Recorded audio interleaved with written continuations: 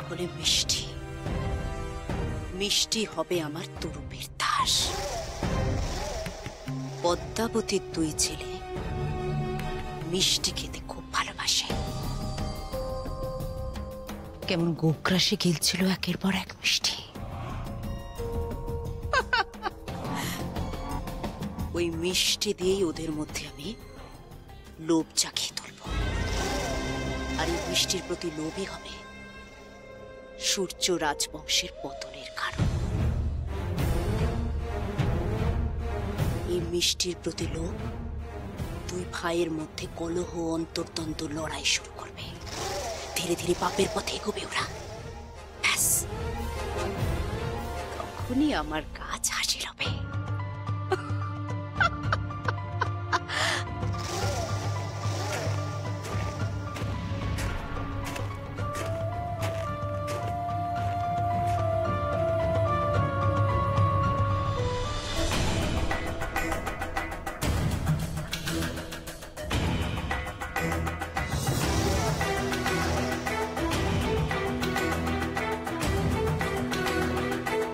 মিষ্টিপ্রিয় রাজপুত্রদের মধ্যে এই একজন। একে দিয়ে শুরু করি তাহলে খেলাটা।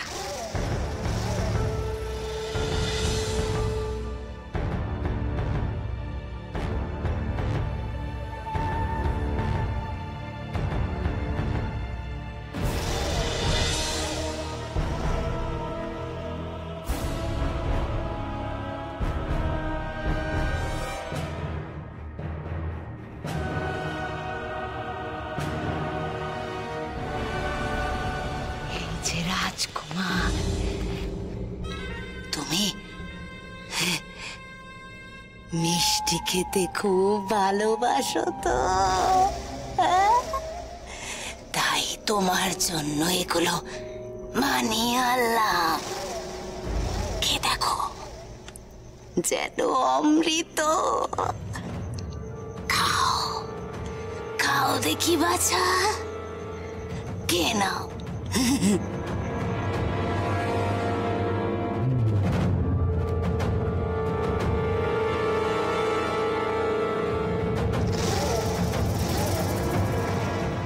ওই আর একজন। আমার কাজটা অনেক সহজ হয়ে গেল এবার। খাও খাও বাছা, এসব মিষ্টি তোমার। মনের আনন্দে খাও খাও।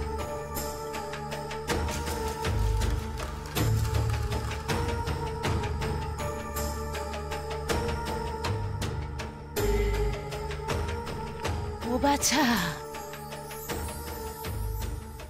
এখানে দাঁড়িয়ে দাঁড়িয়ে কি দেখছো? অত মিষ্টিও একা খাবে নাকি? তুমিও তো মিষ্টি খেতে ভালোবাসো। যাও দেখি কেড়ে নাও, যাও কেড়ে নাও তো দেখি বাছা।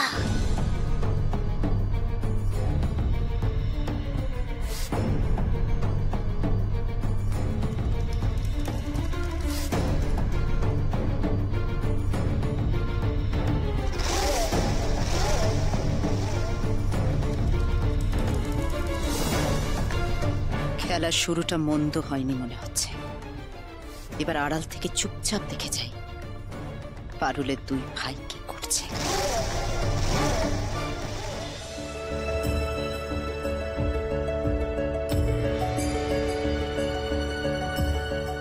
তাড়াতাড়ি তৈরি হয়ে এখনই রাজসভায় যেতে হবে। রাজসভায় হয়তো পারুলের সঙ্গে দেখা হবে। হয়তো কেন, নিশ্চয়ই দেখা হবে। কিন্তু পারুলের সঙ্গে একান্তে কথা বলতে হবে। সূর্যনগরে ফিরে এসে এখনো পর্যন্ত কোনো কথাই হয়নি আমাদের। কিন্তু কিন্তু কি করে যে রাজবাড়ির এত মানুষজনের সামনে।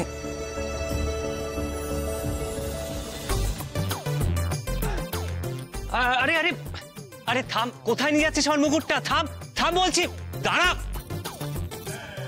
থাম থাম বলছি, আমার মুকুটটা দে। এই বানর থাম থাম বলছি। ওরে আমার কথাটা শোন, যাস না এরকম, আমার মুকুটটা আমাকে ফিরিয়ে দে। শোন আমার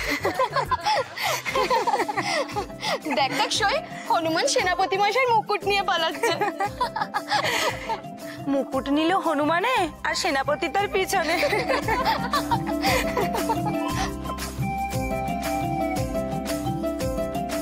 ওরে ওরে থাম, যাস না, থাম থাম বলছি।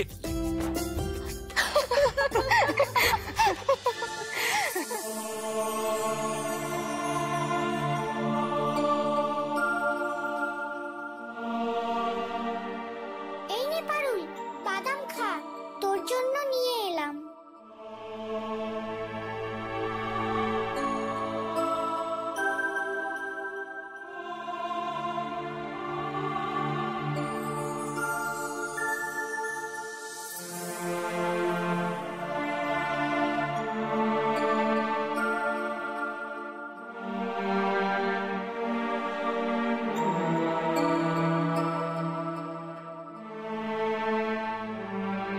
সেনাপতি মশাই যদি একবার আসতো বাগানে,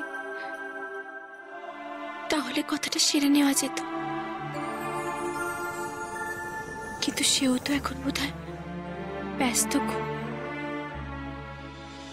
ভাই, এ ভাই, তুই এত মিষ্টি কোথায় পেলি? আমাকে একজন খেতে দিয়েছে রে, আমায় একটু দে না। একবার ষড়রিপুর একটি যদি ওদের মন স্পর্শ করে তাহলেই আমার কাজ সারা। নে, কেড়ে নে মিষ্টি তোর ভাইয়ের কাছ থেকে। খুব করে ঝগড়া মারামারি করে মিষ্টি নিয়ে। আমাকে খেতে, আমারও মিষ্টি খেতে ভালো লাগে, আমায় একটু দে না। খেতে বলেছে, দে না ভাই, দে না। কি হলো, তোরা কি করছিস এখানে? মা মা দেখো, আমি কত মিষ্টি পেয়েছি, তাই ঠিক করেছি ভাইয়ের সাথে ভাগাভাগি করে খাবো। মা, তুমিও আমাদের সঙ্গে মিষ্টি খাও না। না বাচ্চা, তোমরা খাও। যা পাবে সব সময় নিজেদের মধ্যে একসঙ্গে ভাগ করে নেবে, কেমন? শেষ মুহূর্তে পদ্মাবতীটা এসে আমার বাড়া ভাতে ছাই ফেলে দিল। এটা মর মেয়ে দেখছি, কিছুতেই আমার পিছু ছাড়বে না। আরে দে দে। কোথায় গেলি বানর? দেখ আমার রাজসভায় পৌঁছতে দেরি হয়ে যাবে, আমার মুকুটটা ফিরিয়ে দে। দে না বানর, কেন এরকম করছিস? আমি কিন্তু এবার রেগে যাচ্ছি। তুই আমার সঙ্গে এরকম করছিস জানতে পারলে তোর পারুল সইও কিন্তু রেগে যাবে। দে দে বলছি, আমার মুকুটটা ফিরিয়ে দে। দেখ বানর, অনেক হয়েছে, এবার কিন্তু। আরে আরে আবার দৌড়াই। শোন, থাম থাম বলছি। আরে আমার কথাটা শোন।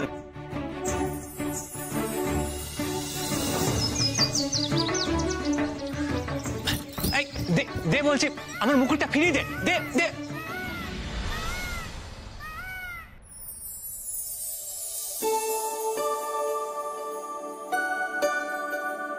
পারুল, সেনাপতি মশাই,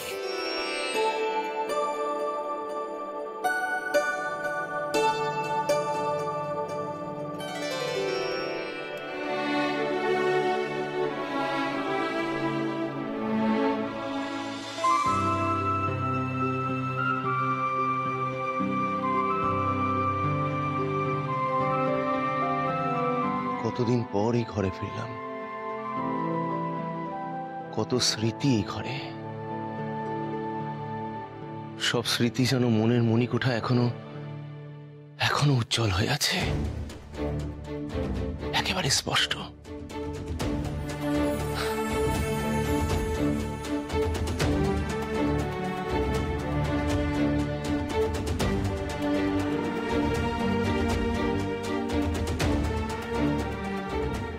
বড় প্রিয় ছিল আমার এই আরাম কেদার।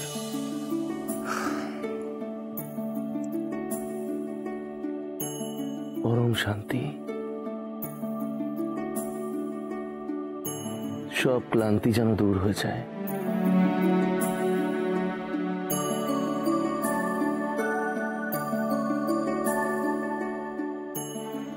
কিন্তু এখন আমার বিশ্রামের সময় নয়,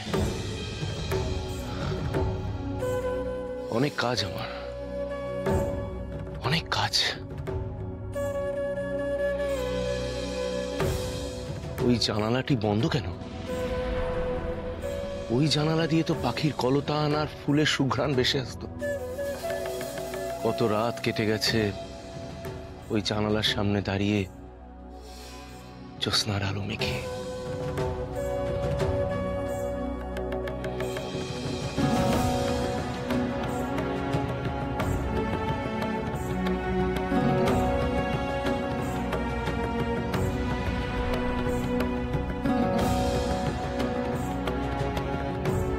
সবকিছু আবার আগের মতো চাই আমার। সব যেন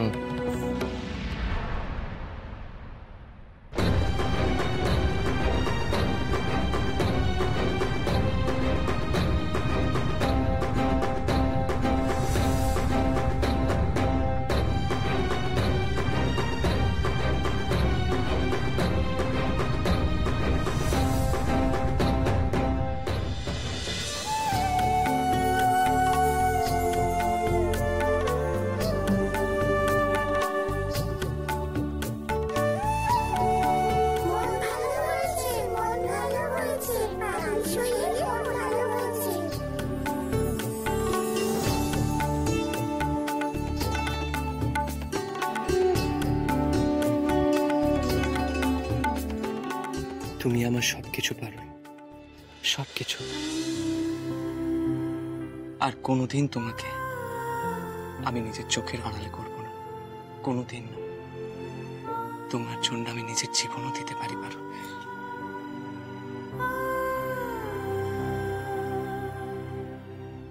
এমন কথা কখনো মুখেও এলো না সেনাপতি মশাই। আমি তোমাকে আমার হৃদয়ে স্থান দিয়েছি। তোমায় ছাড়া আমি বা এক মুহূর্ত থাকবো কি করে?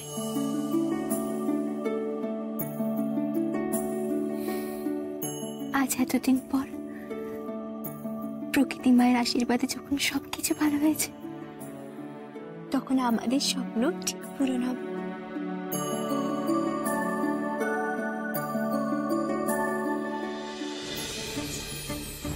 মন ভালো হয়েছে, মন ভালো হয়েছে, পাড়ার সইয়ের মন ভালো হয়েছে। আচ্ছা, বুঝেছি এবার। তার মানে মনের মানুষের দেখা না পেয়ে এতক্ষণ অমন মুখ ভার ছিল পারুল সইয়ের। কি বলছো ওরা? কিছু না।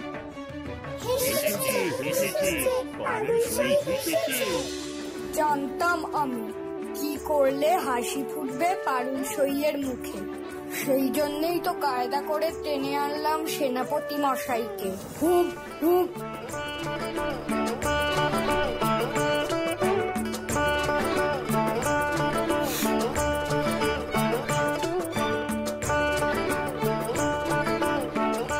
ভাগ্যিস বানরটাই মুকুটটা নিয়ে এখানে এসেছিল, নাহলে তো তোমার সঙ্গে আমার এখানে দেখাই হতো না। কিন্তু এখন যে আমাকে রাজসভায় যেতে হবে পারো। আজ মহারাজের পুনরায় রাজ্যাভিষেক হবে, অনেক কাজ বাকি। এখন আসি আমি। আমাকেও তো যেতে হবে, মামা এক্ষুনি ডাকবে। তাহলে আসি এখন।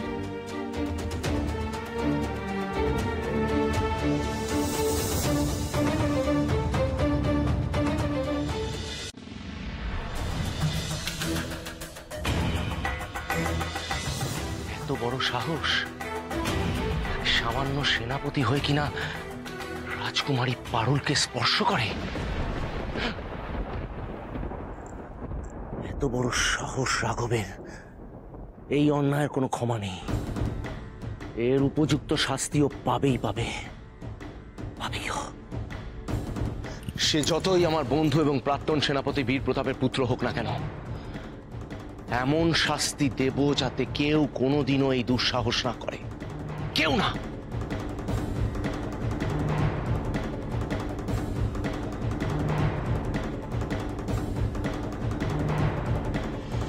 প্রথম যেদিন রাঘবকে দেখি, কোন অক্ষরেও বুঝতে পারিনি এত বড় অন্যায়ও করতে পারে।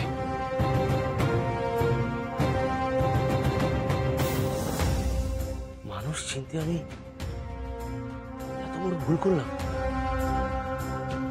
এত বড় ভুল। না না, এর উপযুক্ত শাস্তিও পাবেই, পাবেই, এবং তার বিচার আজই হবে, এখনই কঠোর শাস্তি দেব। কে আছো? প্রহরী, প্রহরী!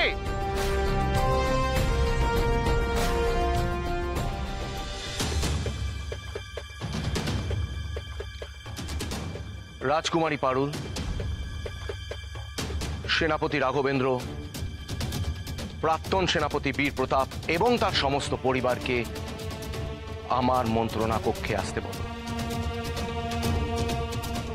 বলবে মহারাজ মহেন্দ্র তাদের ডেকে পাঠিয়েছে, এক্ষুনি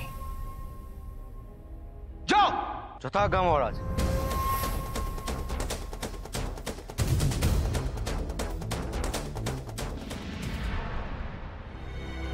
সেনাপতি মশাই, মহারাজ আপনাকে স্মরণ করেছেন, আপনাকে এক্ষুনি মন্ত্রণা কক্ষে যেতে বললেন। মহারাজ? ঠিক আছে, তোমরা যাও, আমি এক্ষুনি যাচ্ছি। হঠাৎ এই সময় মহারাজ আমাকে মন্ত্রণা কক্ষে ডেকে পাঠালেন কেন? নিশ্চয়ই রাজ্যাভিষেকের আগে কোনো জরুরি বিষয় গোপন আলোচনা আছে বলে মনে হচ্ছে। ঠিক আছে, মন্ত্রণা কক্ষে গিয়ে দেখা যাক কি ব্যাপার।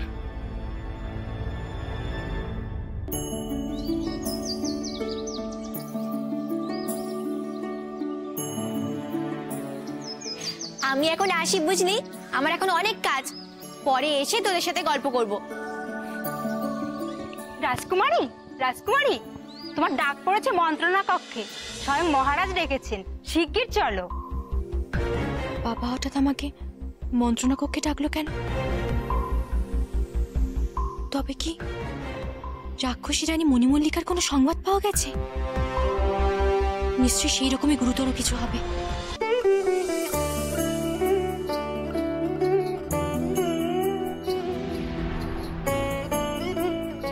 এসব সাজ পোশাক পরতে হবে বুঝি রাজসভায় ঢুকতে গেলে?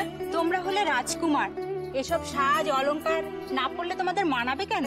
এত সব সাজ পোশাক অলংকার আগে কখনো দেখিনি আমরা। এখন থেকে এগুলোই তোমাদের সাজ পোশাক, তোমাদের এটাই পোশাক। ইস, এটা খুলে গেল যে। তোরা যতই ভালো হোস বাচ্চারা, তোদের তো আমি নিষ্পাপ থাকতে দেব না।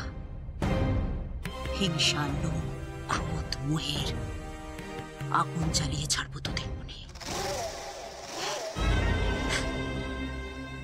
আমার পাতা পাপের ফাঁদে তোদের বাদ দিতেই হবে। আর একবার আমার পাতা পাপের ফাঁদে পা দিলে তোদের সমস্ত শক্তি ধ্বংস হবে। আর ঠিক তখনই রাক্ষসী রানী মণিমল্লিকার রাজদণ্ড হাতে সূর্যনগরের সিংহাসনে বসবে। আর এই সূর্যনগর আবারও হয়ে উঠবে রাক্ষস সাম্রাজ্য। তোমাদের সাজ শেষ, এবার আমরা চলি, কেমন?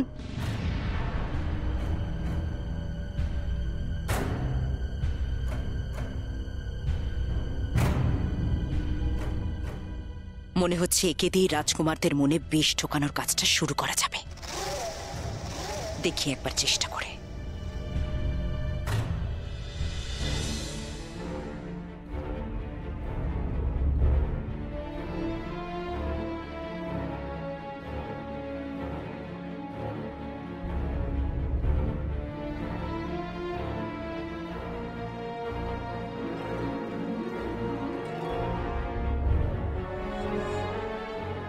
কি এমন হলো যে বাবা আমাদের এই মন্ত্রণা কক্ষে জরুরি বার্তা দিয়ে ডেকে পাঠালো?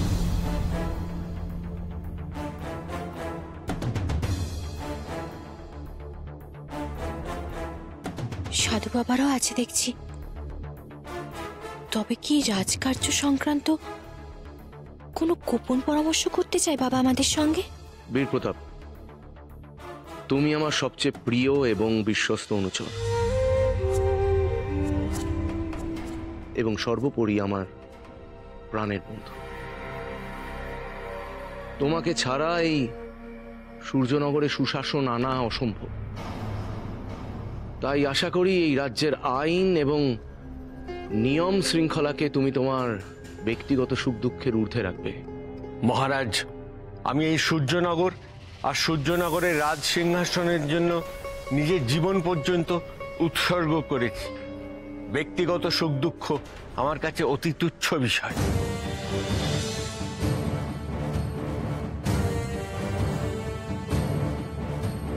কিন্তু তোমার এই সুপুত্র রাঘব এই নীতি মানে না বীর প্রতাপ।